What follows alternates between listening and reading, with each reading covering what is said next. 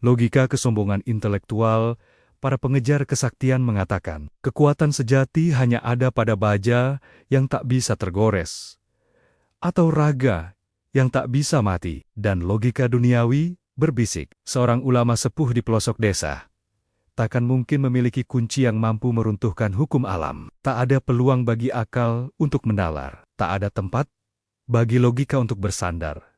Tapi, kecongkakan para jawara hitam dan arogansi ilmu kanuragan itu mendadak hancur berkeping-keping, menghadapi benteng cahaya tak kasat mata yang memancar dari balik senyum teduh seorang kiai bersarung usang.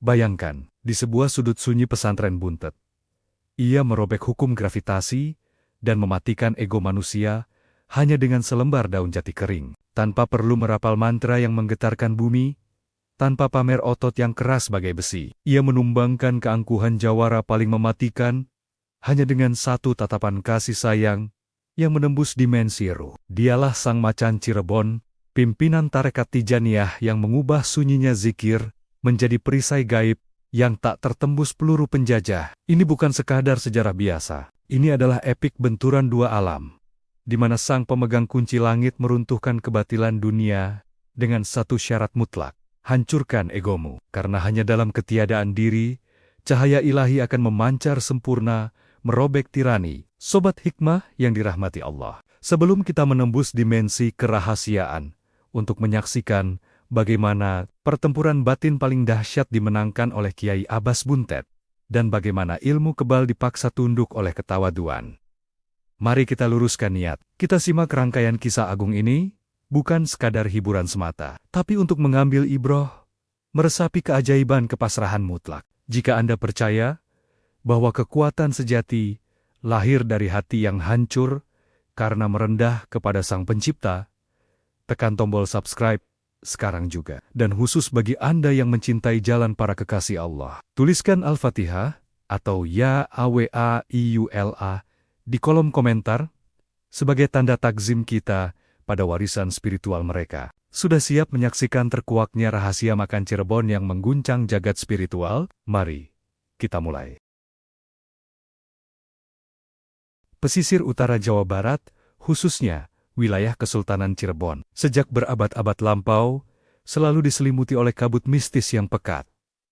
Tanah ini bukanlah tanah sembarangan. Disinilah Kanjeng Sunan Gunung Jati menancapkan tongkat dakwahnya, memadukan kelembutan ajaran Islam dengan kerasnya budaya pesisir dan peninggalan sisa-sisa kekuatan magis Pajajaran. Karena sejarah panjang persinggungan dua alam inilah, Cirebon melahirkan ribuan pendekar, kiai dan jawara yang menguasai berbagai macam ilmu gaib, mulai dari ilmu kebal senjata tajam, ilmu meringankan tubuh atau saifi angin, hingga aji pancasona yang konon membuat pemiliknya tak bisa mati selama tubuhnya menyentuh bumi. Segala rupa kesaktian seolah tumpah ruah di tanah para wali ini, menciptakan sebuah tatanan di mana kekuatan batin menjadi mata uang yang paling berharga. Pada awal abad ke-20, ketika cengkeraman pemerintah kolonial Hindia Belanda semakin mencekik leher rakyat, pencarian akan ilmu spiritual paling dicari mencapai puncaknya. Atmosfer tanah Pasundan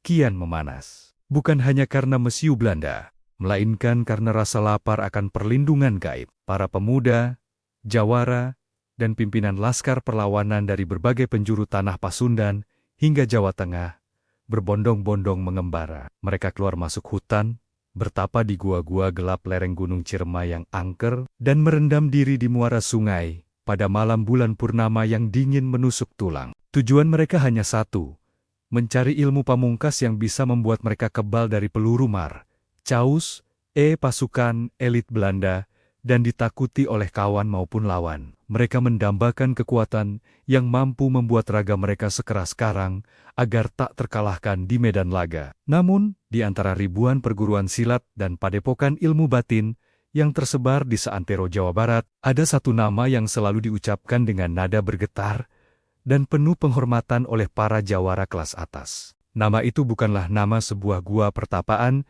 yang dihuni oleh makhluk halus, melainkan nama sebuah pondok pesantren kuno yang terletak di sebuah desa kecil yang tenang.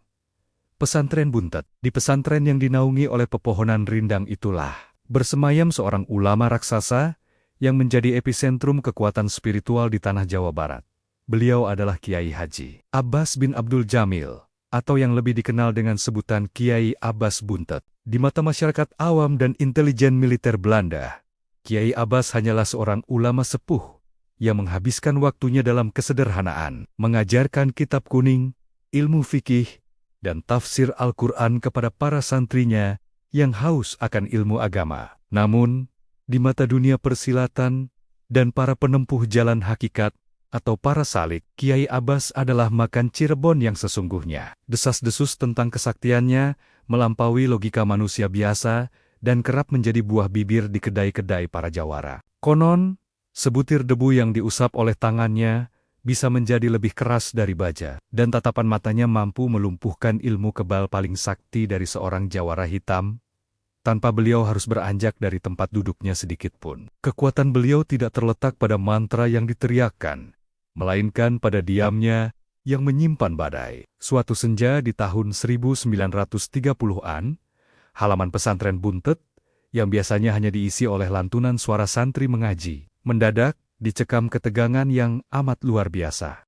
Seorang pria bertubuh tegap, dengan kumis melintang dan bekas luka sayatan yang tampak mengerikan di wajahnya, melangkah masuk melewati gerbang pesantren dengan langkah yang angkuh. Pria itu adalah Ki Seta, seorang jawara bayaran dari wilayah selatan, yang namanya sudah melegenda, karena tak pernah terkalahkan dalam duel maut manapun. Tubuhnya dipenuhi oleh rajah atau tato magis yang rumit, dan konon, ia telah membantai puluhan serdadu Belanda tanpa pernah tergores sedikit pun oleh peluru. Ki Seta tidak datang untuk mengaji fikih atau mencari keberkahan. Ia datang dengan kesombongan yang meluap-luap, membawa sebuah peti kayu berisi emas dan perhiasan hasil rampasannya sebagai taruhan kesaktian. Langkahnya berat, seolah sengaja menggetarkan tanah di setiap pijakannya untuk memamerkan ilmu tenaga dalamnya yang sudah mencapai tingkat tinggi. Para santri yang sedang menyapu halaman menyingkir ketakutan, merasakan hawa panas yang membara memancar dari tubuh jawara tersebut. Tanpa mengucap salam, Ki Seta berdiri bertolak pinggang di depan dalem atau rumah kediaman Kiai Abbas. "Kiai Abbas!" teriak Ki Seta dengan suara bariton yang menggema hingga ke sudut-sudut asrama santri. "Aku sudah mengelilingi tanah Jawa, mencari ilmu pamungkas. Semua kiai dan dukun sakti telah kuuji, tapi tak satu pun yang bisa menundukkanku. Orang-orang bilang, engkau menyimpan ilmu spiritual tertinggi di Cirebon. Keluarlah, uji kesaktianku. Dan jika engkau memang sehebat yang dibicarakan, aku akan menukar semua emas ini dengan ilmumu." Suasana pesantren seketika senyap bagai kuburan. Angin pun seolah berhenti berhembus. Para pengurus pesantren sudah bersiap meraih tongkat rotan mereka untuk mengusir jawara kurang ajar itu. Namun, sebelum ada yang bertindak, pintu kayun dalam berderit terbuka dengan sangat pelan, seakan menyambut takdir yang akan berubah. Dari balik pintu, keluarlah sosok Kiai Abbas. Beliau mengenakan sarung tenun sederhana, peci putih yang sudah mulai menguning, dan sebuah surban melingkar di lehernya. Tubuhnya sama sekali tidak sekekar Ki Seta. Beliau hanya tersenyum tipis. Wajahnya memancarkan cahaya keteduhan, atau sakinah yang teramat dalam sebuah aura yang secara instan meredam hawa panas yang dibawa oleh sang jawara sombong tersebut. Kiai Abbas melangkah turun ke halaman tanpa menggunakan alas kaki. Beliau tidak menatap tajam, tidak pula memasang kuda-kuda bertarung. Beliau hanya memungut selembar daun jati kering yang jatuh tertiup angin di halaman, lalu berjalan perlahan menghampiri Ki Seta yang masih berdiri kaku dengan segala atribut keduniawiannya. "Anakku," ucap Kiai Abbas dengan suara yang sangat lembut. Namun, entah mengapa, suara itu terasa seperti dentuman meriam yang meruntuhkan. "Nyali di telinga Ki Seta. Emasmu tidak laku di pasar langit, dan ilmu yang kau cari dari desa ke desa, dari gua ke gua, hanyalah mainan anak kecil yang kelak akan membusuk bersama dagingmu di liang lahat." Ki Seta tersinggung keras. Matanya memerah menahan amarah yang membuncah. Ia mengerahkan seluruh tenaga dalamnya ke telapak tangan kanannya, bersiap menghancurkan batu padas di dekatnya untuk unjuk kekuatan. Namun, sebelum tangannya bergerak sedikit pun, Kiai Abbas dengan lembut meletakkan selembar daun jati kering itu ke atas ubun-ubun Kiseta. Seketika itu juga, mata Kiseta terbelalak hebat. Tubuhnya yang kebal peluru dan kebal tebasan pedang itu mendadak lumpuh total, seolah seluruh sarafnya terkunci. Lututnya bergetar hebat. Lalu bruk, sang jawara sakti yang tak pernah kalah itu jatuh bersimpuh, ambruk ke tanah, seolah-olah ubun-ubunnya baru saja ditimpa oleh beratnya gunung Ciremai. Keringat dingin mengucur deras dari dahinya. Napasnya tersengal. Dan seluruh tenaga dalamnya yang ia banggakan lenyap tanpa sisa. Seolah tersedot habis oleh selembar daun kering tersebut. Ilmu kebalmu bisa menahan tajamnya besi, anakku. Lanjut Kiai Abbas. Masih dengan senyum penuh kasih sayang, beliau berjongkok mensejajarkan wajahnya dengan Kiseta yang kini menangis gemetar karena ketakutan yang belum pernah ia rasakan sebelumnya. Tapi ia tidak bisa menahan tajamnya sakaratul maut. Ilmu kanuragan akan membuatmu sombong dan merasa menjadi Tuhan di bumi. Ketahuilah, ilmu spiritual tertinggi di tanah ini bukanlah yang membuat tubuhmu kebal dari peluru, melainkan ilmu yang membuat hatimu kebal dari godaan iblis dan cinta dunia. Kiseta menangis sejadi-jadinya. Kesombongan yang ia bangun selama puluhan tahun hancur berkeping-keping dalam hitungan detik. Oleh kelembutan seorang waliullah, ia menyadari betapa kerdilnya dirinya di hadapan samudra batin sang kiai. Ah, ampun, Tuan Guru, isak Kiseta, sembari mencium debu di dekat kaki Kiai Abbas. Ilmu apakah ini? Ajarkan kepadaku, ilmu sejati itu. Aku rela membuang semua kesaktian dan hartaku. Kiai Abbas mengambil kembali daun jati itu, dan seketika tubuh Kiseta kembali bisa digerakkan. Sang Mahaguru menatap jauh ke ufuk barat yang kemerahan. Matanya memancarkan kerinduan yang mendalam pada Sang Khalik. Ilmu ini tidak diajarkan untuk menyombongkan diri. Ilmu ini diajarkan untuk membunuh keakuanmu, atau fana.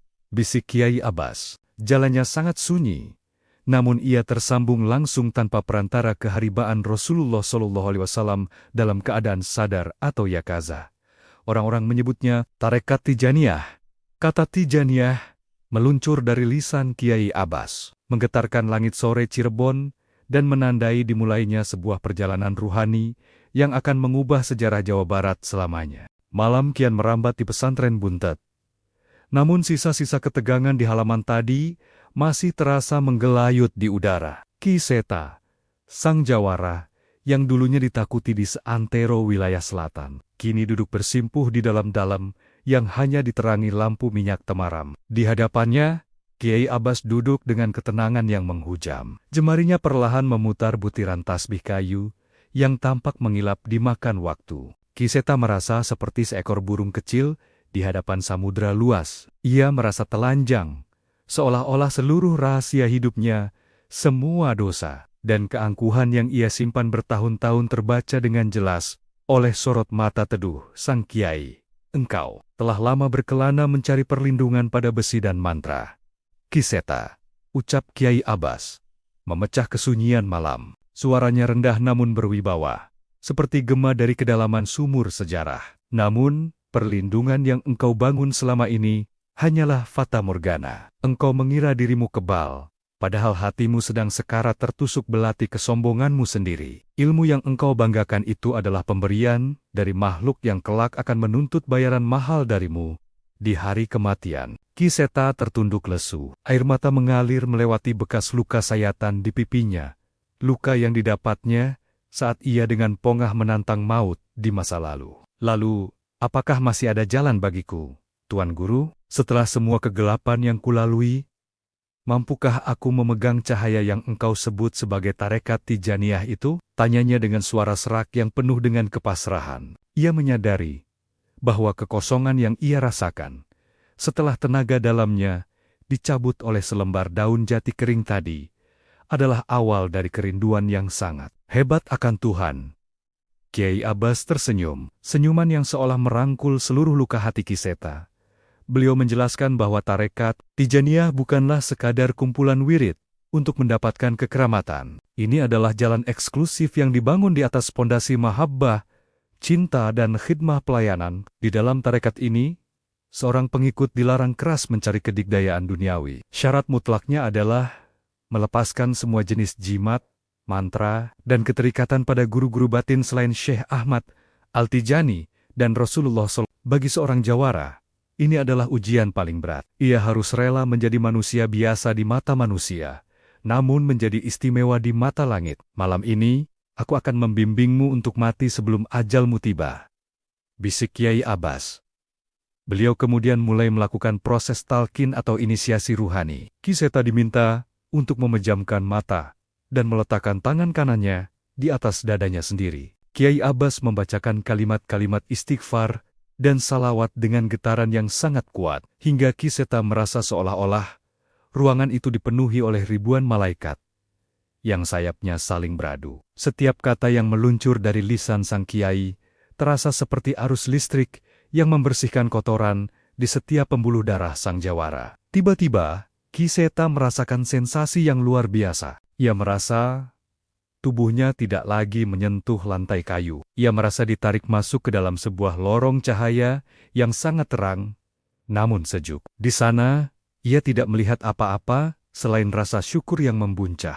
Kesaktian-kesaktian hitamnya, yang dulu ilmu rawa rontek, ilmu kebal, dan ilmu makan, terasa seperti rongsokan berkarat yang lepas satu persatu dari raga spiritualnya. Ia merasa ringan, seolah-olah beban ribuan ton emas telah diangkat dari punggungnya. Inilah keajaiban Faidlah Tijaniyah, sebuah limpahan anugerah yang hanya bisa diterima oleh mereka yang telah hancur hatinya broken hearted. Namun, ketenangan itu mendadak terusik. Di luar dalam, terdengar teriakan-teriakan parau dan derap kaki kuda yang mendekat dengan cepat. Keluar, Kiai, serahkan pemberontak itu, atau kami bakar seluruh pesantren ini. Teriak suara asing dalam bahasa Melayu yang kaku. Ternyata, Kapten Van der Meer dan satu peleton serdadu Belanda telah mengepung pesantren. Mereka mengira Ki Seta adalah mata-mata perlawanan rakyat yang membawa harta hasil rampokan. Moncong-moncong senapan diarahkan ke arah rumah kediaman Kiai Abbas.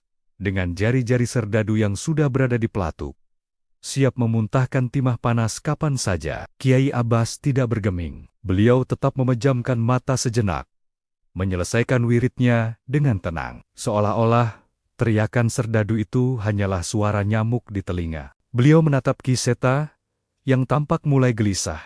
Jangan biarkan ketakutanmu merusak zikirmu, anakku. Ingatlah, tidak ada sebutir peluru pun yang bisa bergerak tanpa izinnya. Mari kita temui mereka. Kiai Abbas bangkit. Jubah usangnya berkibar pelan terkena angin malam yang masuk melalui celah jendela. Beliau berjalan menuju pintu depan, sementara Ki Seta mengikutinya dengan perasaan yang tak menentu. Saat pintu dalam terbuka, sorotan lampu-lampu minyak Belanda langsung menerpa wajah sang kiai. Kapten Van der Meer berdiri dengan pedang terhunus. Wajahnya merah padam karena amarah dan haus akan pangkat.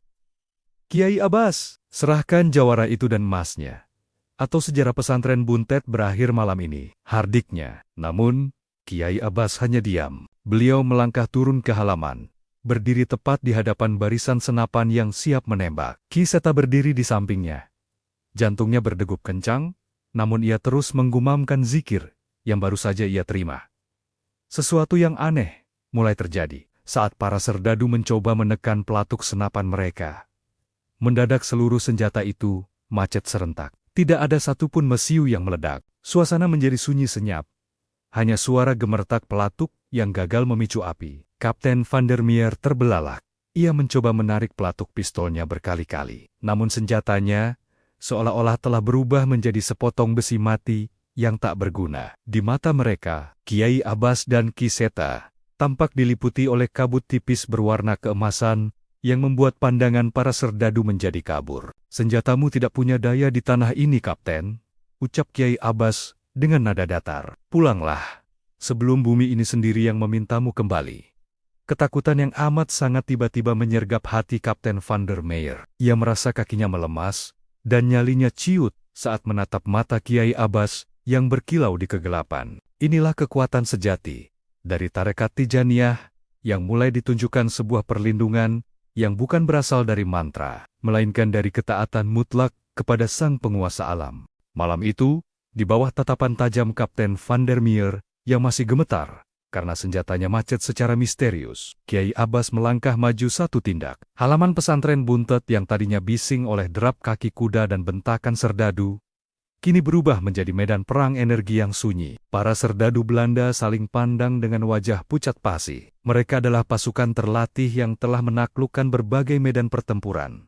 Namun di depan seorang kiai tua yang hanya membawa tasbih, nyali mereka seolah rontok ke bumi. Mereka merasa seolah-olah sedang berdiri di depan seekor harimau raksasa yang siap menerkam. Meski secara fisik yang mereka lihat hanyalah sosok ulama sepuh yang teduh. "Pergilah, Kapten," ulang Kiai Abbas. Suaranya kini lebih berat, menggetarkan dada siapapun yang mendengarnya. Tanah ini adalah tanah zikir, bukan tempat untuk menumpahkan darah tanpa alasan yang hak. Kapten Van der Meer, yang merasa harga dirinya terinjak di depan anak buahnya, mencoba berteriak untuk memberikan perintah mundur, namun suaranya tercekat di tenggorokan.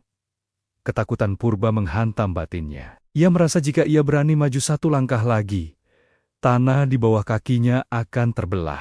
Dengan sisa-sisa tenaga yang ada, ia memberi isyarat kepada pasukannya untuk berbalik arah. Mereka pergi dengan tergesa-gesa, meninggalkan debu yang berterbangan di tengah kegelapan malam, menyisakan keheningan yang lebih dalam di pesantren Buntet. Ki Seta, yang menyaksikan kejadian itu dari jarak dekat, jatuh berlutut. Ia baru saja melihat sebuah fenomena yang jauh melampaui segala ilmu kanuragan yang pernah ia pelajari. Selama ini, ia mengira kesaktian adalah tentang bagaimana menyerang atau menangkis dengan kekuatan fisik. Namun malam ini, ia belajar bahwa kesaktian sejati adalah tentang ketiadaan. Kiai Abbas tidak menyerang senapan-senapan itu. Beliau hanya ada dalam ketaatan mutlak, dan alam semesta yang bertindak untuk melindunginya. Inilah yang disebut dalam dunia tasawuf sebagai karomah. Sebuah anugerah yang hanya diberikan kepada mereka yang telah mematikan kehendak pribadinya di dalam kehendak Tuhan. Kiai Abbas kemudian mengajak Ki Seta kembali masuk ke dalam-dalam. Beliau menyuruh sang mantan jawara untuk duduk bersila. "Jangan kau kira apa yang kau lihat tadi adalah tontonan kehebatan, Seta," ujar Kiai Abbas sambil meletakkan tasbihnya di atas meja kecil. "Itu hanyalah secuil tanda bagi orang-orang yang sombong akan logikanya. Rahasia sesungguhnya dari tarekat Tijaniyah bukan pada macetnya senapan Belanda, melainkan pada kemacetan nafsumu untuk merasa hebat di hadapan manusia lainnya." Kiai Abbas mulai menjelaskan tentang konsep yakazah, sebuah keadaan di mana seorang hamba mampu berjumpa dengan ruh Rasulullah SAW secara sadar. Ilmu inilah yang menjadi permata spiritual paling diburu di tanah Jawa Barat, karena ia menjanjikan bimbingan langsung dari sang Nabi tanpa perantara. Selama 7 hari 7 malam berikutnya, Ki Seta menjalani masa halwat atau penyendirian di sebuah kamar kecil di sudut pesantren. Ia hanya diberikan air putih dan sedikit nasi, sementara lidahnya tak henti-hentinya digerakkan untuk melantunkan salawat Al-Fatih, sebuah kunci utama dalam tarekat Tijaniyah, yang konon mengandung rahasia seluruh alam semesta. Di dalam kesunyiannya, Ki Seta mulai mengalami penglihatan batin kasyaf. Ia melihat kembali setiap nyawa yang pernah ia cabut dengan tangan dinginnya, setiap keping emas yang ia rampas, dan setiap tetes air mata korban kesombongannya. Ia meraung,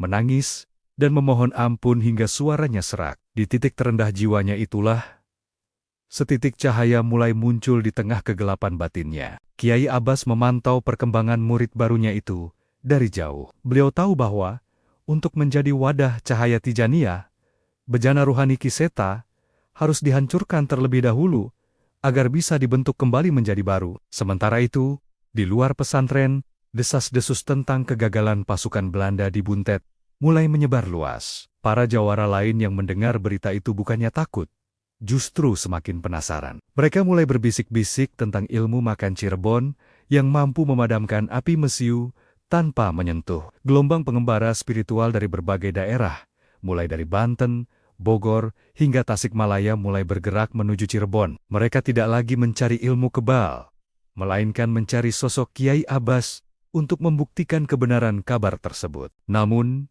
di balik gelombang pencarian itu, terselip niat-niat jahat dari para penganut ilmu hitam yang merasa terancam oleh kemunculan pengaruh tarekat Tijaniyah. Mereka menganggap Kiai Abbas telah merusak tatanan kesaktian di Jawa Barat, Salah satunya adalah Ki Guntur Semesta, seorang dukun santet tingkat tinggi yang memiliki ribuan pengikut di lereng Gunung Ciremai. Ki Guntur merasa tertantang dan berjanji akan merobek kewibawaan Kiai Abbas dengan mengirimkan kiriman gaib paling mematikan yang pernah ada. Persaingan antar dimensi ini mulai memanas, menandai bahwa perjalanan Kiseta di bawah bimbingan Kiai Abbas tidak akan semulus yang ia bayangkan. Episode ini ditutup dengan pemandangan Kiai Abbas yang sedang berdiri di pelataran pesantren saat fajar menyingsing. Beliau menatap ke arah Gunung Ciremai yang puncaknya tertutup awan hitam pekat, seolah sedang membaca sebuah serangan besar yang sedang meluncur melalui udara. Beliau hanya berbisik pelan,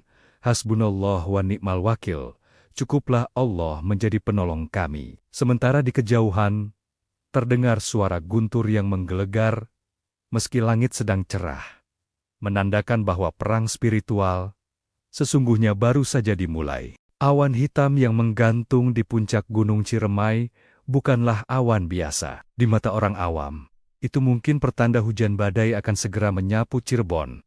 Namun, bagi Kiai Abbas, itu adalah manifestasi dari kebencian yang mewujud. Ki Guntur Semesta, sang penguasa kegelapan dari lereng gunung, telah mulai merapal mantra Pancasona hitam miliknya. Ia tidak mengirimkan pasukan fisik, melainkan ribuan jarum gaib dan hawa beracun yang terbang membelah angkasa menuju pesantren Buntet. Serangan ini dikenal sebagai Teluh Badai, sebuah kiriman yang konon sanggup membuat satu desa mati mendadak sebelum fajar menyingsing. Di dalam kamar khalwatnya, Kiseta yang sedang dalam kondisi batin yang sangat sensitif, tiba-tiba merasakan dadanya sesak. Ia mencium bau bangkai yang sangat menyengat, dibarengi dengan suara denging di telinga, yang semakin lama semakin keras, seperti ribuan lebah yang mengamuk. Tubuhnya yang sedang mencoba bersih dari noda masa lalu itu, bergetar hebat. Ia merasa seolah-olah ada tangan-tangan tak kasat mata, yang mencoba mencekik lehernya, dan menarik keluar jantungnya. Inilah ujian pertama bagi seorang murid, yang baru saja membuang semua ilmu perlindungan hitamnya. Ia menjadi sasaran empuk bagi mereka yang ingin memutus sanat cahaya yang baru saja ia terima. "Jangan buka matamu, Seta!" Suara Kiai Abbas mendadak bergema di dalam pikiran Kiseta. Bukan melalui telinga, melainkan langsung ke pusat kesadarannya. "Fokuskan seluruh perhatianmu pada titik di dadamu. Ucapkan ya Latif wahai yang maha lembut, hingga setiap atom di tubuhmu bergetar dengan asma itu. Jangan biarkan rasa takutmu memberi celah pada kegelapan." Kiai Abbas sendiri saat itu sedang berdiri di tengah halaman pesantren. Beliau memegang sebuah tongkat kayu jati tua, matanya terpejam. Namun bibirnya tak henti-hentinya bergerak dalam zikir wazifah Tijaniyah yang agung. Tiba-tiba, dari arah barat, terdengar suara ledakan di udara. Blar, kilatan cahaya merah menyambar-nyambar tepat di atas atap pesantren Buntet. Para santri yang sedang berzikir di masjid merasakan getaran hebat pada lantai yang mereka duduki. Angin kencang bertiup secara melingkar, menciptakan pusaran debu yang mencekam. Namun, keajaiban kembali terjadi. Setiap kali kilatan merah itu mencoba menyentuh kubah masjid atau atap dalam, sebuah perisai cahaya berwarna putih kebiruan muncul menghalanginya. Cahaya itu memancar dari setiap sudut pesantren, seolah-olah setiap zikir yang dipanjatkan oleh para santri selama puluhan tahun telah membentuk benteng gaib yang tak tertembus. Ki Guntur Semesta, yang berada bermil-mil jauhnya, mulai memuntahkan darah hitam dari mulutnya. Ia terkejut bukan main. Selama puluhan tahun ia menebar maut. Belum pernah ada satupun target yang mampu membalikan serangannya dengan begitu tenang. Ia semakin kalap dan mengeluarkan senjata pamungkasnya, keris Kiai Setan Kober Tiruan, yang telah direndam darah kerbau hitam selama 1000 hari. Ia melemparkan keris itu ke udara, memerintahkannya untuk menembus jantung Kiai Abbas. Keris itu melesat secepat kilat, membelah kegelapan malam dengan suara mendesing yang mematikan. Di Buntet, Kiai Abbas perlahan membuka matanya. Beliau melihat benda pusaka yang membawa hawa kematian itu meluncur lurus ke arah dadanya. Tanpa rasa takut sedikitpun, beliau hanya mengangkat tangan kanannya. Telapak tangannya terbuka lebar, menghadap ke arah datangnya keris. Dengan izin Allah dan wasilah Syekh Ahmad Al-Tijani, "Berhentilah," ucap beliau dengan nada yang penuh otoritas. Seketika, keris itu berhenti di udara, Tepat beberapa senti di depan telapak tangan Kiai Abbas, benda itu bergetar hebat, mengeluarkan suara jeritan yang memilukan. Seolah-olah roh jahat di dalamnya sedang disiksa oleh panasnya cahaya tauhid. Dengan satu gerakan jari yang sangat halus, Kiai Abbas memutar keris itu. Kembalilah kepada tuanmu, dan bawalah pesan bahwa cahaya tidak akan pernah bisa ditelan oleh kegelapan. Bisik beliau. Keris itu berbalik arah dengan kecepatan berkali-kali lipat lebih dahsyat. Di lereng Gunung Ciremai, Ki Guntur Semesta hanya sempat melihat kilatan cahaya sebelum gubuk pertapaannya meledak hancur. Sang dukun besar itu jatuh tersungkur.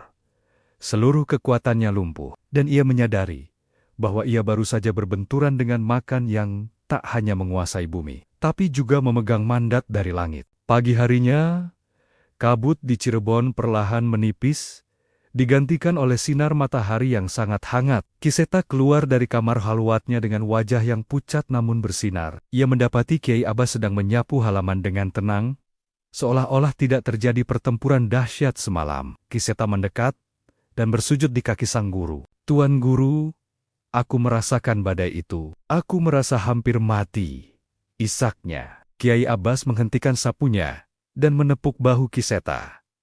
"Itulah matinya ego, anakku. Kau baru saja melewati gerbang pertama. Namun ingatlah, musuh yang paling berbahaya bukanlah dukun dari gunung, melainkan dirimu yang masih merasa ada. Perjalanan kita menuju pusat cahaya masih jauh." Episode ini berakhir dengan datangnya sebuah surat resmi dari pemerintah Hindia Belanda yang dibawa oleh seorang kurir dengan tangan gemetar. Surat itu berisi panggilan paksa bagi Kiai Abbas untuk menghadap di markas besar di Batavia. Belanda menyadari bahwa kekuatan Kiai Abbas bukan lagi sekadar urusan agama, melainkan ancaman serius bagi stabilitas kekuasaan mereka di tanah Jawa. Perang batin kini akan segera berubah menjadi perang politik dan perlawanan fisik yang akan menguji seluruh kekuatan Tarekat Tijaniyah. Di bawah pimpinan Sang Macan Cirebon, panggilan dari Batavia bukanlah sekadar undangan biasa, melainkan sebuah jerat yang disiapkan oleh pemerintah kolonial untuk merantai pengaruh Kiai Abbas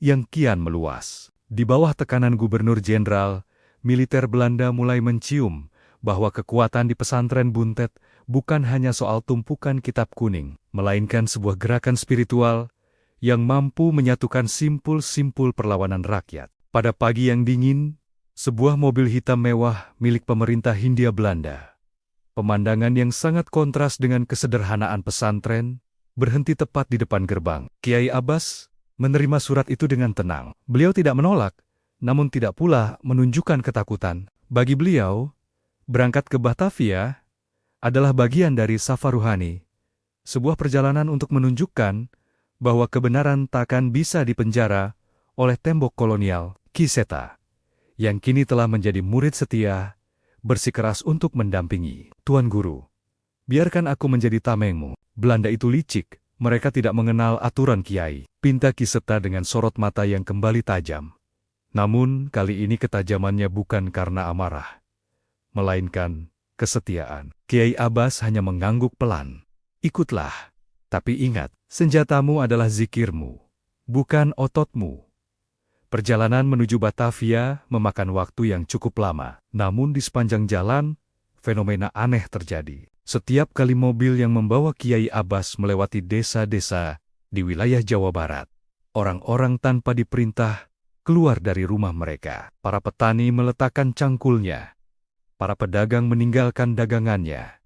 Mereka semua berdiri di pinggir jalan dan menunduk hormat saat mobil itu lewat. Seolah-olah alam semesta membisikkan kepada rakyat bahwa makan Cirebon sedang melintas. Hal ini membuat para pejabat Belanda yang mengawal Kiai Abbas merasa gelisah. Mereka menyadari bahwa meski sang Kiai tidak membawa senjata, kehadirannya memiliki daya gerak massa yang lebih dahsyat dari provokasi politik manapun. Sesampainya di Batavia, Kiai Abbas dibawa ke gedung pusat pemerintahan yang megah dan angkuh. Di dalam ruangan besar yang dingin, telah menunggu pejabat tinggi intelijen Belanda, Kolonel Van Huys Jenner, yang dikenal sebagai ahli strategi yang dingin. Di atas meja besarnya, berserakan laporan tentang Tarekat Tijaniyah. Van Huys menatap Kiai Abbas dengan pandangan meremehkan. "Kiai, mulainya dengan nada merendah. Kami tidak keberatan Anda mengajar agama, tapi pengaruh Anda mulai mengganggu ketertiban. Apa sebenarnya yang Anda ajarkan di Buntet? Ilmu kebal? Atau rencana untuk menggulingkan pemerintah? Kiai Abbas duduk dengan punggung tegak. Tangan beliau dengan tenang memutar tasbih di bawah meja. Kolonel, jawab Kiai Abbas dengan bahasa Melayu yang sangat halus, namun berwibawa. Kami hanya mengajarkan manusia untuk mengenal Tuhannya. Jika manusia sudah mengenal Tuhannya, maka ia tidak akan lagi takut kepada manusia yang mencoba menjadi Tuhan di bumi. Ketertiban yang Anda maksud adalah ketakutan, dan agama datang untuk menghapus ketakutan itu. Jawaban itu membuat ruangan mendadak senyap. Van Hoots merasa seperti sedang berhadapan dengan tembok baja yang tak tampak, mencoba memecah suasana. Van Hoots memerintahkan seorang ajudannya untuk membawa sebuah senapan terbaru buatan Eropa. Saya dengar di Cirebon senapan, kami macet saat berhadapan dengan Anda. Mari kita buktikan di sini, dalam ruangan ini. Apakah Tuhan Anda masih melindungi Anda dari teknologi modern ini? Ancaman itu nyata. Ajudan tersebut mengarahkan laras senapan tepat ke arah dada Kiai Abbas. Kiseta yang berdiri di belakang Kiai Abbas segera merapal zikirnya. Tubuhnya menegang, siap menerjang jika pelatuk ditarik. Namun, Kiai Abbas hanya tersenyum tipis. Sebuah senyuman yang memancarkan sakinah yang luar biasa. Silakan, Kolonel, jika ajal saya sudah sampai, senapan itu adalah jalan syahid saya. Tapi jika belum, maka ia hanya akan menjadi sepotong kayu yang tidak berguna. Ucap Kiai Abbas dengan sangat tenang. Van Hoots memberi aba-aba. Ajudan itu menarik pelatuknya. Klik, tidak ada ledakan. Ia mencobanya lagi, 2 kali, 3 kali. Senapan itu tetap bungkam. Wajah Kolonel Van Hoots berubah pucat pasi. Ia sendiri mengambil senapan itu, memeriksanya, dan mencoba menembakkannya ke arah jendela. Duar. Senapan itu meledak dengan normal saat diarahkan keluar. Namun saat diarahkan kembali kepada Kiai Abbas, senjata itu kembali membisu. Ini bukanlah sihir, melainkan sur rahasia dari kemutlakan perlindungan bagi para kekasih Allah. Kiai Abbas bangkit dari duduknya. Kekuatan kalian ada pada besi. Kekuatan kami ada pada yang menciptakan besi. Jangan pernah mencoba mengukur samudra dengan jengkal tanganmu. Kolonel, Kiai Abbas, kemudian melangkah keluar dari gedung itu tanpa ada satupun penjaga yang berani menghentikannya. Mereka seolah-olah terhipnotis oleh aura kebesaran yang memancar dari jubah usang sang kiai. Di luar gedung, ribuan rakyat Batavia ternyata sudah berkumpul. Mereka mendengar kabar bahwa Kiai Abbas dibawa ke sana. Begitu melihat sang macan Cirebon keluar dengan selamat, gema takbir membahana membelah langit Batavia. Peristiwa ini menjadi tamparan keras bagi Belanda. Mereka sadar bahwa Kiai Abbas bukan hanya pemimpin tarekat, tapi simbol harga diri bangsa yang tak bisa dibeli atau ditakuti. Namun, di balik kemenangan moral itu, Kiai Abbas membisikkan sesuatu kepada Kiseta. Ini baru permulaan, Seta. Belanda akan menggunakan cara yang lebih halus. Adu domba, mereka akan menyerang kita dari dalam. Melalui lisan-lisan orang yang iri pada jalan cahaya ini, episode ini berakhir dengan adegan di sebuah kantor rahasia Belanda, di mana Van Hoots sedang berbicara dengan seorang pria pribumi berpakaian ulama yang tampak haus akan kedudukan. Belanda mulai menyusun rencana untuk memfitnah tarekat Tijaniyah sebagai ajaran sesat guna memecah belah persatuan umat Islam di Jawa Barat. Perang fisik mungkin gagal, namun perang fitnah baru saja dimulai. Kabut fitnah mulai merayap lebih dingin daripada embun di pesantren Buntet. Rencana licik Kolonel Van Hoots mulai menampakkan wujudnya. Di kota-kota besar hingga ke pelosok desa, mulai beredar selebaran-selebaran gelap dan kasak-kusuk di majelis-majelis taklim. Isunya seragam dan sangat tajam. Tarekat Tijaniyah dituduh sebagai ajaran menyimpang yang menganggap kedudukan wiridnya lebih tinggi daripada Al-Quran. Dan Kiai Abbas dituduh sedang membangun kekuatan politik terselubung untuk menjadi raja baru di tanah Jawa.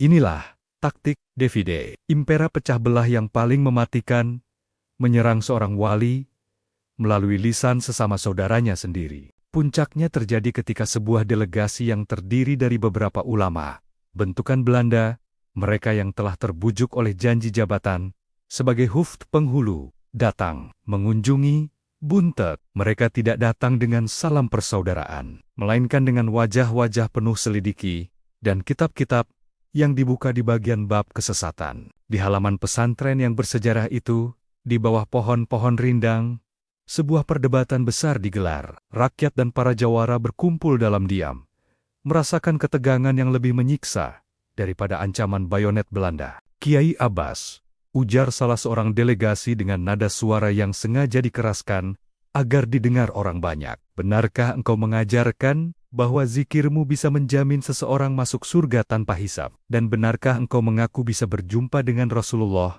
dalam keadaan terjaga? Bukankah itu adalah sebuah pengakuan yang melampaui batas syariat dan bisa menyesatkan umat yang awam? Pertanyaan itu seperti anak panah beracun yang sengaja dilepaskan untuk merobek kewibawaan sang makan Cirebon di depan para santrinya. Kiai Abbas tetap tenang, jemarinya tidak berhenti memutar tasbih. Beliau menatap satu persatu wajah para tamunya dengan pandangan penuh kasih, seolah sedang menatap anak-anak kecil yang sedang merajuk. Saudaraku, jawab beliau dengan kelembutan yang mematikan ego, kami tidak pernah mengajarkan sesuatu yang keluar dari jalur baginda Nabi SAW tentang perjumpaan dengan ruh suci beliau. Itu bukanlah sebuah prestasi, melainkan anugerah bagi hati yang benar-benar rindu dan hancur. Adapun surga, itu adalah urusan pemilik surga. Tugas kami hanyalah mengajak manusia untuk mencintai Allah di atas segala-galanya, termasuk mencintai Allah lebih dari sekadar mencintai gelar keulamaan kita sendiri.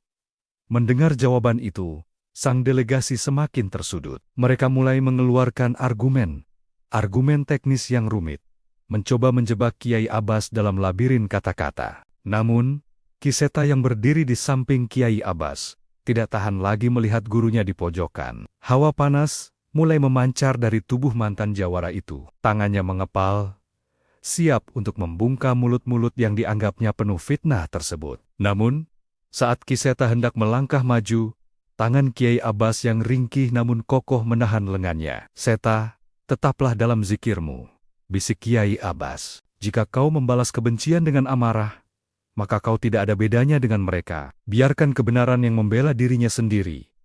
Tiba-tiba, saat perdebatan itu mencapai titik didih, langit di atas pesantren Buntet yang tadinya cerah, mendadak berubah menjadi ungu kemerahan. Angin kencang bertiup membawa aroma harum bunga-bunga surga yang belum pernah tercium oleh siapapun di sana. Sebuah ketenangan yang luar biasa merayap masuk ke dalam hati setiap orang yang hadir, termasuk para delegasi yang penuh amarah tadi. Salah seorang delegasi yang paling vokal tiba-tiba terdiam, matanya terbelalak, tubuhnya gemetar, dan kitab yang ia pegang jatuh ke tanah. Ia seolah melihat sesuatu yang tak kasat mata di belakang punggung Kiai Abbas, sebuah cahaya besar yang membentuk siluet sosok yang begitu agung hingga ia merasa jiwanya hampir terbang karena getaran hawa suci. Pria itu langsung tersungkur dan menangis sejadi-jadinya di hadapan Kiai Abbas. "Ampun Kiai, ampun, saya hanya diperintah. Mata batin saya buta, saya melihat cahaya itu. Saya melihat kebenaran itu," isaknya sambil mencium ujung sarung Kiai Abbas. Delegasi lainnya terperangah, strategi Belanda hancur berantakan dalam sekejap.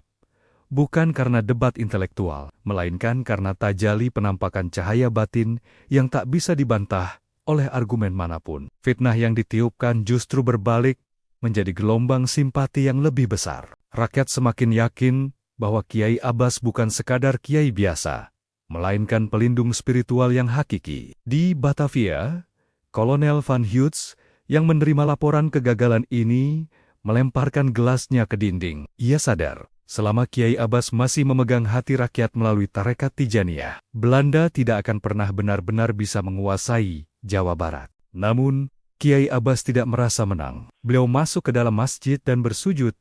Lama sekali, beliau tahu bahwa setelah fitnah lisan gagal, Belanda akan menggunakan kekerasan fisik yang lebih brutal. Beliau memanggil Kiseta malam itu. "Siapkan dirimu, Seta. Ujian sesungguhnya bukan lagi soal kata-kata. Sebentar lagi, tanah ini akan mencium bau mesiu dan darah. Kita harus melatih para santri, bukan untuk menjadi pembunuh, tapi untuk menjadi benteng bagi mereka yang lemah. Ilmu Tijaniyah kita akan segera diuji di medan laga yang sesungguhnya. Episode ini berakhir dengan visual para santri buntet yang mulai berlatih pencaksilat di bawah sinar bulan, di mana setiap gerakan jurusnya dibarengi dengan hentakan zikir yang menggetarkan bumi. Suasana di pesantren buntet berubah drastis sejak malam fitnah itu berlalu. Kesunyian yang biasanya hanya diisi oleh dengung hafalan kitab, kini bersalin rupa menjadi gemuruh persiapan yang teratur. Di bawah naungan pohon-pohon sawo yang berjajar di halaman pesantren, Ki Seta memimpin ratusan santri berlatih olah gerak. Namun, ini bukan sekadar latihan fisik biasa. Setiap pukulan yang dilontarkan dibarengi dengan hentakan napas zikir Allah, Allah, dan setiap tangkisan dimulai dengan kesadaran bahwa raga hanyalah pinjaman. Kiai Abbas memantau dari teras dalam.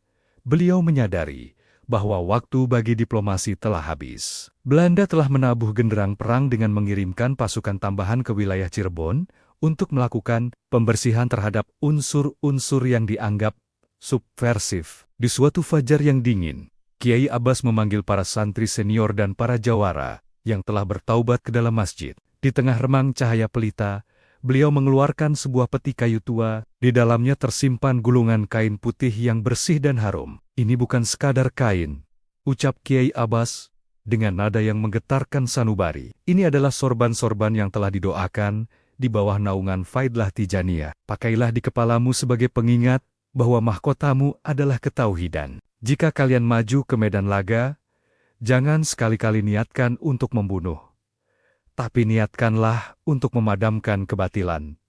Beliau kemudian membagikan sorban-sorban itu satu persatu. Saat menyentuh kain tersebut, Ki Seta merasakan sensasi dingin yang merambat ke seluruh jiwanya. Namun di saat yang sama, keberanian yang tak masuk akal muncul di dadanya. Inilah rahasia sorban putih buntet yang kelak melegenda sebuah perlindungan spiritual yang membuat pemakainya seolah-olah menghilang dari pandangan musuh atau membuat peluru-peluru Belanda berbelok arah sebelum menyentuh kulit. Namun, Kiai Abbas menekankan bahwa kesaktian kain itu akan luntur seketika jika di dalam hati pemakainya muncul rasa sombong atau keinginan untuk pamer kekuatan. Sementara itu, di markas Belanda di Cirebon, Kapten van der Meer kembali dipercaya memimpin operasi. Kali ini, ia tidak datang dengan keraguan. Ia membawa artileri berat dan unit kavaleri yang baru tiba dari Batavia. Kiai itu bukan hanya pengajar agama.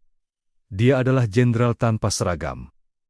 Geram van der Meer di hadapan anak buahnya. Ia memerintahkan pasukannya untuk mengepung jalur-jalur logistik menuju pesantren buntet dan menangkap siapa saja yang terlihat memakai atribut pesantren. Desa-desa di sekitar buntet mulai dicekam ketakutan. Patroli Belanda semakin beringas, membakar lumbung-lumbung padi rakyat yang diduga menyokong pesantren. Puncak ketegangan terjadi di perbatasan desa Astanajapura. Pasukan Belanda yang sedang melakukan penjarahan dihadang oleh sekelompok kecil santri yang dipimpin oleh Ki Seta.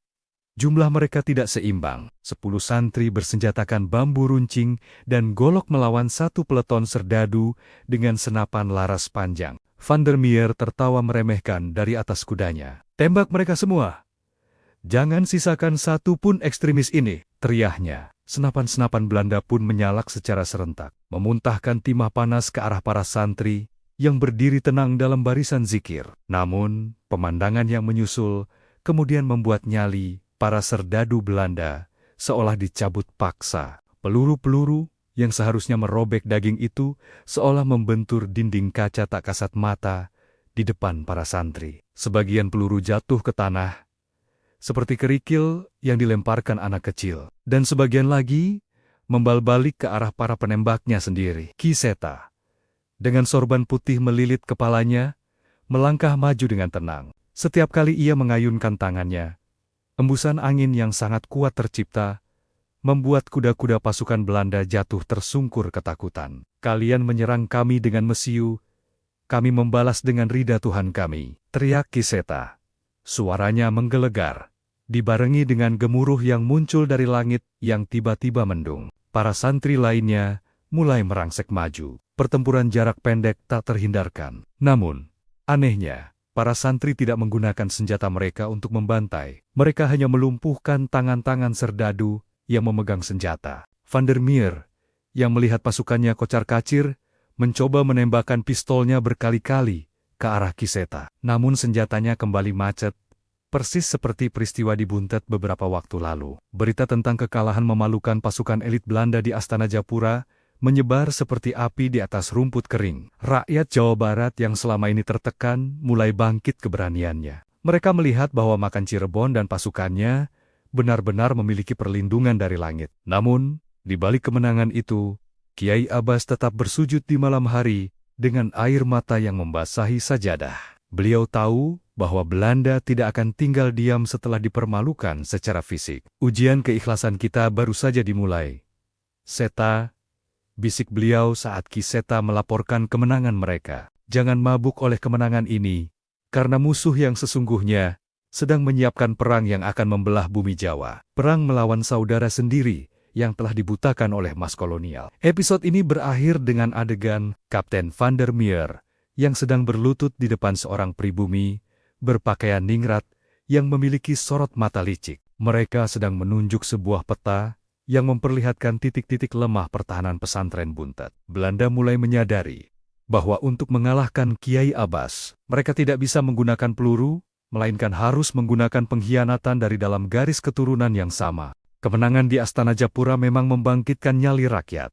Namun bagi Kiai Abbas, itu adalah lonceng peringatan akan datangnya badai yang lebih gelap. Di kantor-kantor residen Belanda, strategi militer mulai digantikan oleh strategi kelicikan. Kolonel Van Hoots menyadari bahwa kekuatan fisik para santri Buntet bersumber dari satu titik sentral, kepatuhan mutlak kepada sang mursyid. Maka, satu-satunya cara untuk meruntuhkan benteng cahaya itu adalah dengan menciptakan keraguan dan memicu pengkhianatan dari orang-orang terdekat yang memiliki akses ke lingkaran dalam pesantren. Belanda mulai mendekati beberapa tokoh lokal dan oknum keluarga jauh pesantren yang merasa terpinggirkan oleh karisma Kiai Abbas. Salah satunya adalah Raden Mas Danu, seorang bangsawan rendahan yang haus akan pengakuan dan dendam karena pengaruh keluarganya memudar sejak rakyat lebih memilih mencium tangan Kiai Abbas daripada menyembah kaki para ningrat. Di bawah remang lampu di sebuah gedung tersembunyi, Belanda menjanjikan posisi bupati dan tumpukan gulden jika Danu berhasil mencuri kitab rahasia, atau setidaknya merusak kepercayaan santri terhadap kesucian Kiai Abbas. Raden Mas Danu mulai menjalankan aksinya dengan sangat halus. Ia menyusup ke pesantren bukan sebagai musuh, melainkan sebagai seorang dermawan yang membawa bantuan logistik. Dengan lisan yang manis, ia mulai menebar racun di sela-sela obrolan dengan para santri muda. "Apakah kalian tidak merasa aneh?" bisiknya di sudut asrama. "Kiai Abbas mengajak kalian berjihad, sementara beliau tetap tenang di dalam. Jika beliau benar-benar sakti, mengapa bukan beliau saja yang maju sendirian menghancurkan Batavia? Jangan-jangan kalian hanya dijadikan tameng untuk kepentingan pribadinya." Benih keraguan mulai tumbuh di hati segelintir santri yang belum matang ruhaninya. Kiseta, yang memiliki insting tajam sebagai mantan jawara, mulai merasakan ada yang tidak beres. Ia melihat gelagat Raden Mas Danu, yang terlalu sering mendekati para santri senior. Namun, setiap kali Kiseta ingin bertindak keras, Kiai Abbas selalu menahannya. "Biarkan ia, Seta. Pohon yang kuat tidak akan tumbang, hanya karena embusan angin yang membawa bau busuk. Ini adalah ujian bagi akar-akar santriku. Mana yang benar-benar tertanam di bumi tauhid, dan mana yang hanya menempel di permukaan ego," ucap sang kiai dengan tenang. Puncak pengkhianatan terjadi pada suatu malam Jumat Kliwon yang sangat pekat. Raden Mas Danu mencoba menyelinap ke dalam kamar pribadi Kiai Abbas saat beliau sedang sujud panjang di masjid. Ia mencari sebuah stempel atau surat ijazah tarekat untuk dipalsukan, agar ia bisa mengklaim dirinya sebagai penerus sah yang ditunjuk Belanda untuk memimpin Tijaniyah versi pemerintah. Namun, saat tangannya menyentuh peti kayu di sudut kamar, sebuah kekuatan dahsyat tiba-tiba melemparkannya hingga menghantam dinding. Kamar yang tadinya gelap mendadak terang benderang oleh cahaya keemasan yang keluar dari balik sajadah Kiai Abbas. Danu mencoba bangkit dan lari, namun kakinya terasa seperti terpaku ke lantai. Di ambang pintu, Kiai Abbas sudah berdiri dengan wajah yang tidak menunjukkan kemarahan, melainkan kesedihan yang mendalam. "Raden," ucap Kiai Abbas pelan, "emas Belanda itu sangat berat untuk dibawa ke liang lahat. Mengapa kau tukar kemuliaan nasabmu dengan sepotong jabatan yang akan hancur dimakan rayap?" Danu gemetar. Ia mencoba mencabut keris di pinggangnya. Namun keris itu mendadak lumer, seperti lilin yang terkena api di hadapan sang wali.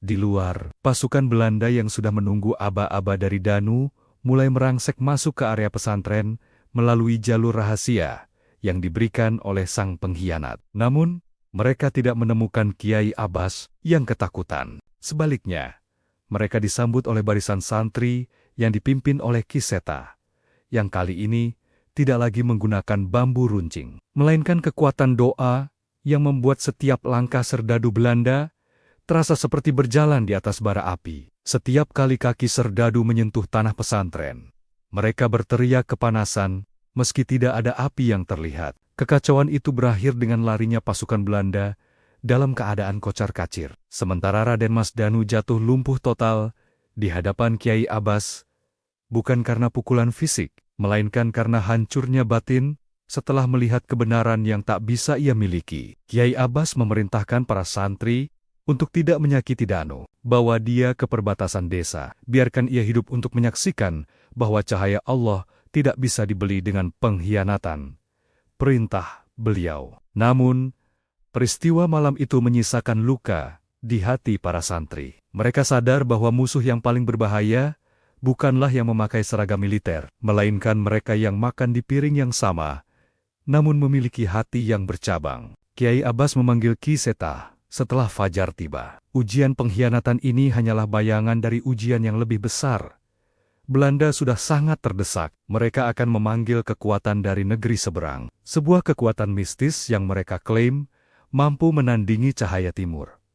Kita akan segera berhadapan dengan kegelapan yang sesungguhnya. Episode ini berakhir dengan adegan di Pelabuhan Cirebon, di mana sebuah kapal besar dari Eropa berlabuh, membawa seorang biarawan hitam yang dikenal sebagai penyihir oranye. Sosok yang dibawa khusus oleh pemerintah kolonial untuk melakukan duel spiritual terakhir dengan sang macan Cirebon. Kehadiran sosok asing yang dijuluki penyihir oranye di Pelabuhan Cirebon mengirimkan gelombang kegelisahan yang tak biasa. Ia adalah sosok jangkung dengan jubah hitam kelam dan mata biru pucat yang dingin, membawa sebuah tongkat perak berkepala gagak. Belanda, yang telah frustrasi karena senapan dan meriam mereka, selalu macet di hadapan Kiai Abbas. Kini mempertaruhkan segalanya pada kekuatan okultisme barat untuk mematahkan dominasi spiritual pesantren Buntet. Sang penyihir mengklaim mampu mengendalikan elemen alam dan memanggil kegelapan yang belum pernah disaksikan oleh penduduk pribumi. Kiai Abbas menyadari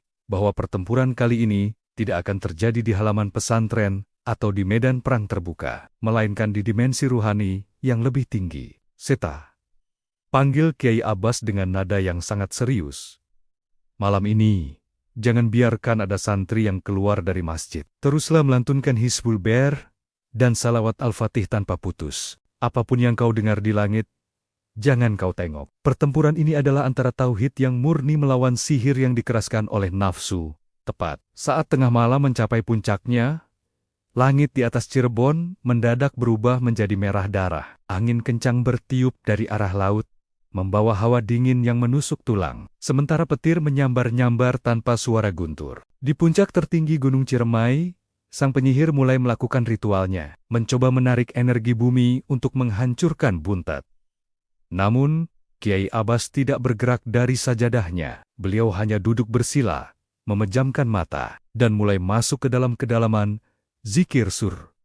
Zikir yang hanya terdengar oleh Sang Pencipta. Tiba-tiba, di alam batin, sebuah benturan dahsyat terjadi. Sang penyihir mengirimkan ribuan makhluk bayangan yang berwujud api untuk membakar pesantren. Namun, setiap kali bayangan itu mendekat, mereka musnah tertelan oleh benteng cahaya tak kasat mata yang melingkari Buntet. Melihat serangannya gagal, sang penyihir mengerahkan seluruh kekuatannya untuk memanggil badai yang luar biasa. Langit seolah-olah hendak runtuh. Suara gemuruh yang dahsyat membuat bumi bergetar hebat. Para santri di dalam masjid mulai merasa gentar, namun suara zikir Ki Seta yang lantang menguatkan hati mereka. Di tengah badai spiritual itu, Kiai Abbas memunculkan tajali penampakan spiritualnya. Di mata batin sang penyihir, ia melihat sosok raksasa cahaya yang mengenakan sorban putih, berdiri tegak hingga menembus awan. Sosok itu tidak membalas dengan api, melainkan dengan sebuah kata yang bergema di seluruh dimensi. Allahu Akbar. Getaran kata itu begitu dahsyat hingga menghancurkan tongkat perak sang penyihir dan membalikkan seluruh energi negatifnya kembali kepada dirinya sendiri. Sang penyihir oranye jatuh tersungkur di puncak gunung. Darah segar mengucur dari mata dan telinganya. Ia menyadari bahwa ia tidak sedang berhadapan dengan penyihir timur, melainkan dengan seorang manusia yang telah fana atau lebur di dalam kekuasaan Tuhannya. Sesaat kemudian, badai mereda seketika. Langit Cirebon kembali tenang, bertabur bintang seolah tidak pernah terjadi pertempuran hebat sebelumnya. Kiai Abbas menghembuskan napas panjang, peluh membasahi dahinya, namun wajahnya tampak lebih bercahaya dari sebelumnya. Keesokan harinya, Kapten Van der Meer menemukan sang penyihir dalam keadaan gila, meracau tentang matahari yang terbit di tengah malam. Belanda sekali lagi menelan kekalahan telak. Namun, Kiai Abbas memanggil Ki Seta dengan wajah yang tampak letih. Penyihir itu telah kalah, tapi ia meninggalkan satu racun terakhir Seta. Ia telah mengunci jalur logistik kita secara gaib, agar rakyat menderita kelaparan. Ini adalah cara mereka untuk memaksa kita keluar dari pesantren. Kita harus bersiap untuk pertempuran fisik yang terakhir, di mana pedang dan zikir akan bersatu di bawah satu komando. Episode ini berakhir dengan pemandangan ribuan santri yang mulai mengikatkan kain putih di lengan mereka. Bersiap untuk sebuah gerakan besar yang kelak akan dicatat sejarah sebagai mobilisasi spiritual terbesar di tanah Jawa untuk melawan tirani penjajah. Udara di tanah Jawa Barat kini tak lagi hanya berbau tanah basah dan aroma padi, melainkan pekat dengan bau mesiu yang terbawa angin dari arah barat. Belanda, setelah gagal total dalam duel spiritual di puncak Ciremai, kini mengerahkan seluruh kekuatan militer mereka untuk membumi hanguskan setiap benih perlawanan yang bernaung di bawah panji Tarekat Tijaniyah. Kabar tentang penindasan yang kian membabi buta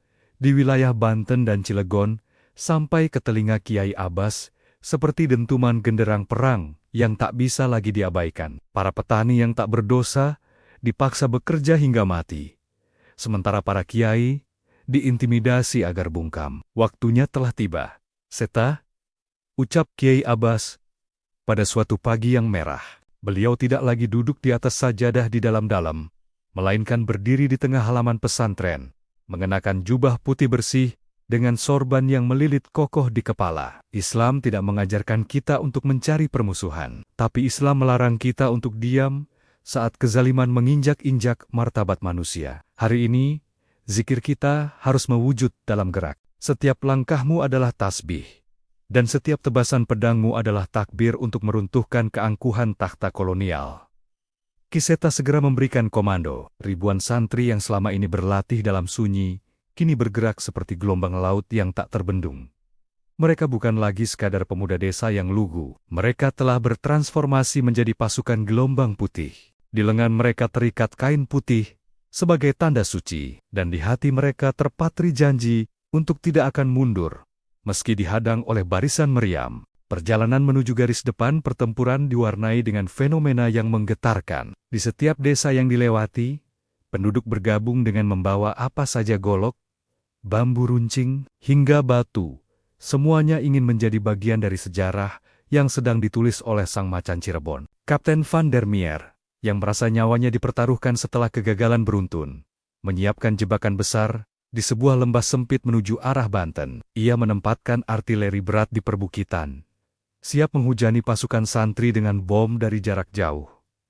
Jangan biarkan mereka mendekat, hancurkan mereka sebelum mereka sempat mengucap doa, perintahnya dengan penuh amarah. Saat pasukan gelombang putih memasuki lembah, Belanda mulai memuntahkan tembakan meriam yang membakar langit. Ledakan demi ledakan mengguncang bumi, menciptakan kawah-kawah maut di sepanjang jalan. Namun, sesuatu yang ajaib kembali terjadi di hadapan mata kepala para serdadu Belanda. Kiai Abbas, yang berada di barisan paling depan, mengangkat tongkat kayunya tinggi-tinggi ke angkasa. Beliau merapal zikir Hizbul Nasyir dengan suara yang seolah membelah langit. Seketika, Bola-bola api meriam yang meluncur dari bukit itu seolah-olah membentur kubah kaca raksasa di atas pasukan santri. Ledakan terjadi di udara, pecah, menjadi serpihan cahaya yang tidak melukai satupun santri. Bahkan, debu-debu ledakan itu tertiup balik oleh angin kencang ke arah posisi meriam Belanda, membuat para penembaknya buta sesaat karena asap yang sangat pekat. "Maju!" teriak Kiseta dengan kecepatan yang tak masuk akal, seperti memiliki ilmu saefi angin para santri, merangsek naik ke perbukitan. Mereka bergerak sangat ringan, melompati bebatuan besar, seolah gravitasi tidak berlaku bagi mereka. Pertempuran fisik yang paling brutal pun pecah. Pasukan Belanda yang mengandalkan bayonet terkejut saat melihat pedang dan bambu runcing para santri memancarkan cahaya putih yang mampu memotong laras senapan baja dengan sekali tebas. Kekuatan spiritual Tarekat Tijaniyah benar-benar bermanifestasi dalam bentuk perlindungan fisik yang nyata. Van der Meer mencoba melarikan diri dengan kudanya, namun Kiseta berhasil mencegatnya. Terjadi duel singkat di mana sang kapten mencabut pedang pendeknya, namun Kiseta hanya menggunakan tangan kosong. Dengan satu sentuhan di pergelangan tangan Van der Meer, sang kapten merasakan seluruh tenaganya lumpuh. Persis seperti yang dialami Kiseta saat pertama kali menantang Kiai Abbas. Van der Meer jatuh tersungkur, menatap dengan ngeri ke arah Kiseta yang wajahnya kini tampak sangat tenang meski di tengah medan perang. "Senjatamu tidak punya ruh, Kapten. Itulah mengapa ia selalu kalah," bisik Kiseta. Pertempuran di lembah itu dimenangkan secara mutlak oleh pasukan Gelombang Putih. Namun, kemenangan ini hanyalah pembuka dari konflik yang lebih masif. Kiai Abbas memandangi medan laga yang dipenuhi asap dengan tatapan sedih. Beliau tahu bahwa Belanda akan membawa bantuan dari seluruh Nusantara untuk mengepung Cirebon. Ini adalah awal dari geger besar, Seta. Kekuatan fisik kita terbatas, namun cahaya ini tidak terbatas. Kita harus segera kembali ke Buntet untuk menyiapkan benteng terakhir. Karena Belanda akan melakukan pengepungan total yang akan menguji kesabaran dan kelaparan kita selama berbulan-bulan. Episode ini berakhir dengan visual Kiai Abbas yang berdiri di atas bukit, menatap ke arah Batavia yang mulai tertutup awan hitam, sementara ribuan santri di belakangnya bersujud syukur di atas tanah yang masih berbau belerang. Kekalahan telak di lembah perbatasan membuat pemerintah kolonial Hindia Belanda kehilangan akal sehat. Mereka menyadari bahwa selama Kiai Abbas masih bisa bergerak bebas, maka kewibawaan Ratu Belanda di tanah Jawa akan terus merosot hingga ke titik nadir. Maka, diputuskanlah sebuah strategi paling kejam yang pernah tercatat dalam sejarah militer kolonial. Pengepungan total pesantren Buntet, ribuan serdadu didatangkan dari seluruh garnisun, membentuk barikade berlapis yang memutus semua akses jalan, jembatan, hingga aliran logistik menuju desa tersebut. Belanda ingin membuat para santri menyerah, bukan dengan peluru, melainkan dengan rasa lapar yang mencekik. Biarkan mereka memakan batu, hingga kiai mereka merangkak keluar memohon ampun. Geram Kolonel Van Hoots di markas besarnya. Selama berminggu-minggu, tidak ada satu butir beras pun yang diizinkan masuk ke area pesantren. Pasar-pasar ditutup paksa, dan siapapun yang tertangkap membawa makanan ke arah Buntet akan langsung ditembak di tempat. Pengepungan ini menciptakan suasana yang sangat mencekam. Di luar barikade, meriam-meriam Belanda terus diarahkan ke arah masjid. Sementara di dalam, persediaan makanan mulai menipis hingga ke titik penghabisan. Namun, di tengah penderitaan fisik yang luar biasa itu, pesantren Buntet justru menunjukkan keajaiban spiritual yang membuat para telik sandi Belanda kebingungan. Meski perut para santri kosong, wajah-wajah mereka justru semakin bersinar dan langkah mereka tetap tegak. Kiai Abbas memerintahkan sebuah puasa ruhani massal. Beliau mengajarkan sebuah rahasia dalam Tarekat Tijaniyah, bahwa zikir bukan hanya makanan bagi ruh, tetapi dalam kondisi darurat, ia bisa menjadi energi bagi raga. Jika kalian merasa lapar, sujudlah lebih lama. Jika kalian merasa haus, basahilah lidahmu dengan salawat. Kita akan membuktikan bahwa manusia tidak hidup hanya dari roti, melainkan dari setiap firman yang keluar dari kehendaknya. Ucap Kiai Abbas dengan suara yang masih sangat kuat, meski beliau sendiri hanya minum seteguk air setiap fajar. Suatu malam, saat pengepungan memasuki bulan kedua, Kiseta melaporkan bahwa para santri mulai menemukan fenomena aneh. Pohon-pohon di sekitar pesantren yang seharusnya tidak berbuah di musim itu, tiba-tiba dipenuhi oleh buah-buahan yang manis dan mengenyangkan. Bahkan, sumur-sumur tua yang sudah kering mendadak mengeluarkan air yang rasanya semanis madu. Setiap kali para santri memakan sebutir buah atau meminum seteguk air itu, rasa lapar mereka hilang selama berhari-hari. Ini adalah bentuk maunah pertolongan yang nyata bagi mereka yang bersabar dalam jalan kebenaran. Belanda yang merasa rencananya gagal total menjadi semakin frustrasi. Kapten van der Meer yang telah sembuh dari kelumpuhannya mencoba melakukan serangan nekat di tengah malam. Ia mengirimkan unit sabotase untuk membakar lumbung kosong pesantren agar menciptakan kepanikan. Namun, saat para serdadu itu mendekati area suci, mereka melihat ribuan makan cahaya yang sedang berpatroli di sekeliling pagar pesantren. Makan-makan itu bukanlah hewan fisik, melainkan penampakan gaib dari kekuatan perlindungan zikir para santri. Para serdadu itu lari terbirit-birit,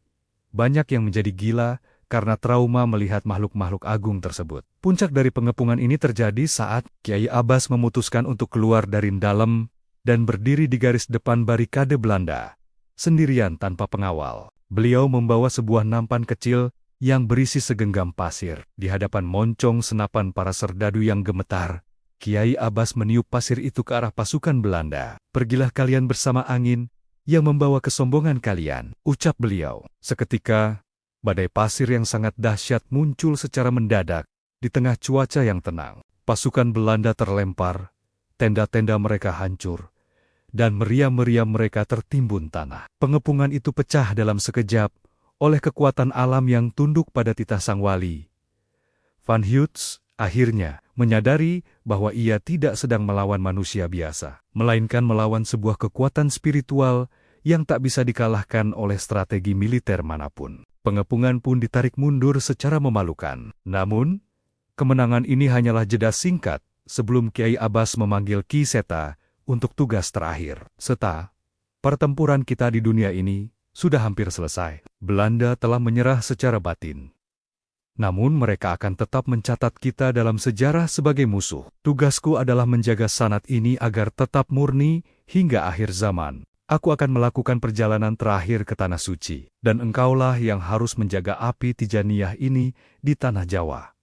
Episode ini berakhir dengan adegan haru saat Kiai Abbas memeluk para santrinya satu persatu di bawah sinar rembulan yang sangat terang, menandakan bahwa sang macan Cirebon bersiap untuk memasuki babak terakhir dari pengabdian sucinya sebelum beliau kembali ke haribaan Sang Khalik. Suasana di pesantren Buntat pada pagi terakhir itu diselimuti oleh keheningan yang berbeda. Tidak ada suara dentuman meriam, tidak ada teriakan serdadu Belanda, bahkan angin yang berhembus pun seolah menahan napasnya. Kiai Abbas berdiri di gerbang pesantren, menatap setiap sudut bangunan yang telah menjadi saksi bisu perjuangan batin dan fisik.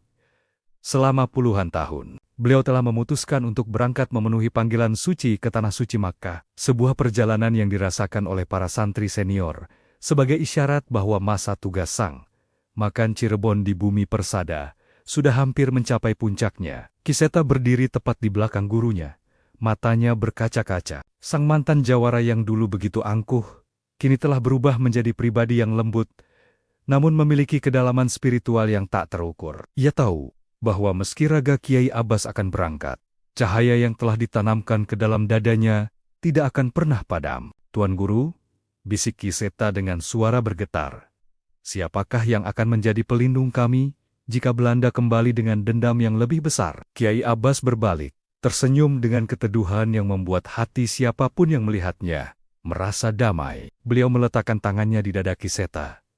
"Pelindungmu bukan aku, Seta. Pelindungmu adalah zikir yang kau jaga dalam setiap hela napasmu. Tarekat Tijaniyah ini bukanlah milikku.